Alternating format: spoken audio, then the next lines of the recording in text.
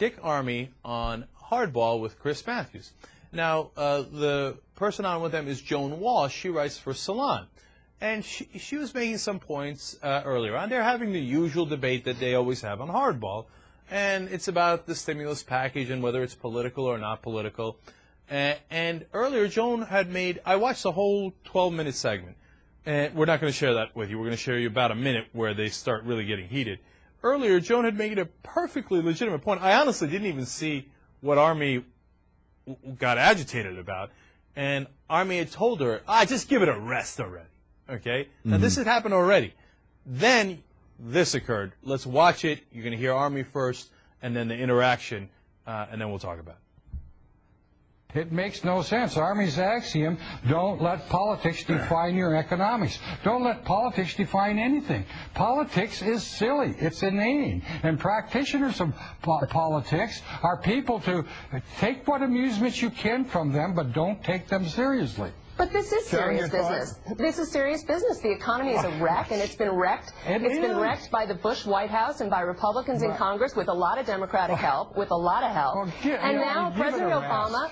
please stop saying give it a rest. Do you have anything else to say? President Obama has a mandate for change. Your people have stood in his way. They're standing in his way on Capitol Hill right now. And Rush Limbaugh is making ridiculous statements, and Republicans are crawling to him and groveling. That's the state of our economy and our world right now, Representative Armey. And it's sad. I'm so damn glad that you can never be my wife, because I surely wouldn't have to listen to that prattle from you every day. That is what I'm talking about. Boy, that makes two of us, sir. That was really an outstanding comment. Look, ma'am.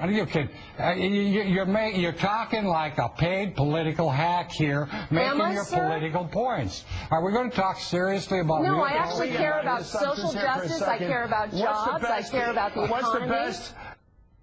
Yeah, that was harsh and totally unnecessary and out of the blue. I'm so damn glad you're not my wife. I'm with that prattle. You know how women like to go on and on, right? What are you? I mean, what are you, a cartoon character? What is it with guys? Century? What is it with guys named Dick? Yeah, really. Dick Armey, for those of you who don't know, was the #2 guy in the House for the Republicans for a long time in the 1990s.